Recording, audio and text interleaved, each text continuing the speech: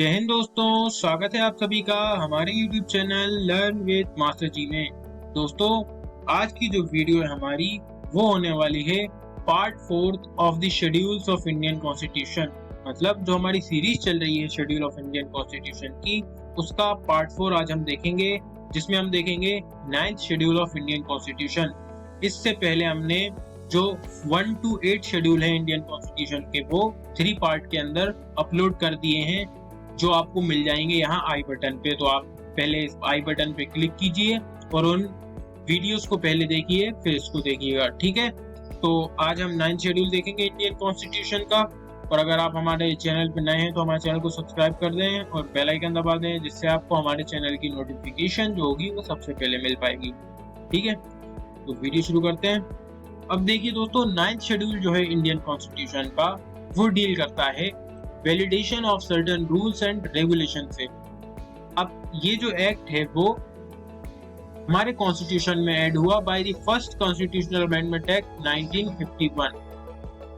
इस एक्ट को iron box भी कहा जाता है। अब इसको लाया क्यों गया? अब ये 9th शेड्यूल की जरूरत क्यों पड़ी? अब ये इसकी जरूरत इसलिए पड़ी कि जो पार्लियामेंट्री लॉज होते थे हमारे, वो पहले जो जुडिशियल एग्जामिनेशन होता है उसके सब्जेक्ट होते थे। लेकिन इस शेड्यूल को लाने के बाद इसका मकसद ये था कि जो हमारे पार्लियामेंट्री लॉज हैं, जो हमारे कानून बनाए जा रहे हैं पार्लियामेंट में, वो जुडिशियल एग्जामिनेशन से दूर रखे जाएं। न्यायिक जो होती है आपकी एक तरीके का जुडिशियल रिव्यू जो होता है, वो ना हो उनका। टेक्निकली अगर आप कहा जाए तो ये जो शेड्यूल 9 है वो आर्टिकल 31B जो है उसका एक्सप्लेनेशन है, जो कहता है कि अगर कोई भी लॉ शेड्यूल 9 के अंदर रखा गया है और वो एक या एक से ज्यादा फंडामेंटल राइट्स का वायलेशन करता है, तो उसको अनकॉन्स्टिट्यूशनल डिक्लेयर नहीं किया जाएगा। अब सुप्रीम कोर्ट जो है वो शंकरी प्रसाद केस 1951 में इस शेड्यूल को अपहेल्ड करती है, मतलब इसको बरकरार रखती है। लेकिन जब केशवानंदा भारती केस होता है 1973 में, तो कोर्ट जो है वो अपना अर्लियर डिसीजन, जो उन्होंने पहले शंकरी प्रसाद केस में डिसीजन दिया था, उसको दोबारा से रिवाइज करती है और ये कहती है कि कोई भी लॉ जो पार्लियामेंट में बनाया गया और वो basic structure of Indian constitution को डिस्ट्रॉय करेगा, तो अनकॉन्स्टिट्यूशनल करार किया जाएगा। यानी कि केशवानंदा भारती केस 1973 के आने के बाद कोर्ट ने अपना जो पुराना डिसीजन था उसको दोबारा से रिवाइज किया और ये कहा कि कोई भी लॉ अब बनाया जाएगा और अगर वो basic structure of Indian constitution को डिस्ट्रॉय करेगा तो वो अनकॉन्स्टिट्यूशनल करार किया जाएगा। अब बेसिक स्ट्रक्चर क्या है इंडियन कॉन्स्टिट्यूशन का? तो जो प्रीएम्बल है हमारा इंडियन कॉन्स्टिट्यूशन का, प्रीएम्बल के अंदर लिखा हुआ हर एक वर्ड बेसिक स्ट्रक्चर है हमारे इंडियन कॉन्स्टिट्यूशन का, ठीक है दोस्तों। तो लेकिन ओरिजिनली जो शेड्यूल 9 है उसका इंटेंशन था to protect land reform, zamindari abolition, nationalisation, जो कि जरूरी भी था।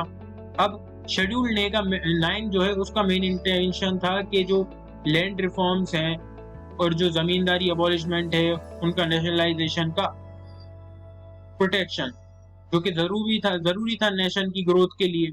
अब 1970 में जब कॉन्स्टिट्यूशन को बदलने की कोशिश की गई, मतलब जरूरत भी नहीं थी, इंदिरा गांधी की जब सरकार थी, जब आपका 42nd कॉन्स्टिट्यूशनल अमेंडमेंट एक्ट भी आया था, जब हमारे कॉन्स्टिट्यूशन को इनजेन्युइनली या अननेसेसरली बदलने की कोशिश की गई, तो जो केशवानंदा भारती केस था उसने हमारा जो कॉन्स्टिट्यूशन है उसके डेकोरम को सेव किया।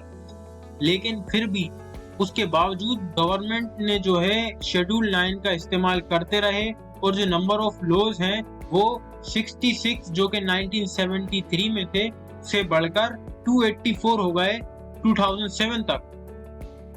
तो फ्री और इनजेन्युइन यूज हुआ शेड्यूल 9 का, उसकी वजह से IR कोएलो केस 2007 फाइल होता है, जो कि कॉन्स्टिट्यूशनल वैलिडिटी ऑफ शेड्यूल 9 को चैलेंज करता है।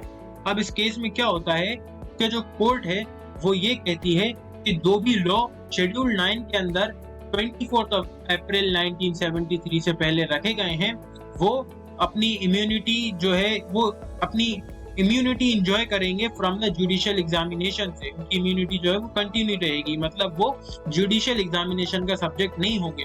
लेकिन बट आफ्टर दैट डेट, लेकिन 24 अप्रैल 1973 के बाद से कोई भी लॉ जो है अगर शेड्यूल 9 के अंदर रखा जाएगा तो वो जो है वो ओपन जुडिशियल एग्जामिनेशन का सब्जेक्ट होगा और उसको अनकॉन्स्टिट्यूशनल भी करार किया जा सकता है।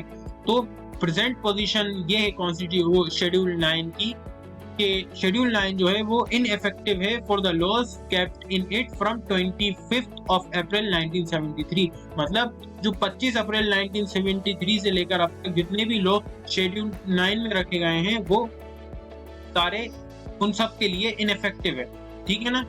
ये जो आपका केस था IR कोएलो केस, लेकिन जो कोर्ट है वो वामन राव केस में 1980 में दोबारा से रीअफर्म्ड करती है केशवानंदा भारती केस को और उसकी अहमियत बताती है।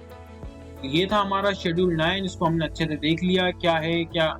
तो अगर आपको कोई भी डाउट है तो आप कमेंट बॉक्स में मुझसे पूछ सकते हैं, और अगर वीडियो पसंद आई है तो लाइक करें, वीडियो कमेंट करके बताएं कैसी लगी, और चैनल को सब्सक्राइब करना ना भूलें और प्रेस द बेल आइकन, ठीक है ना।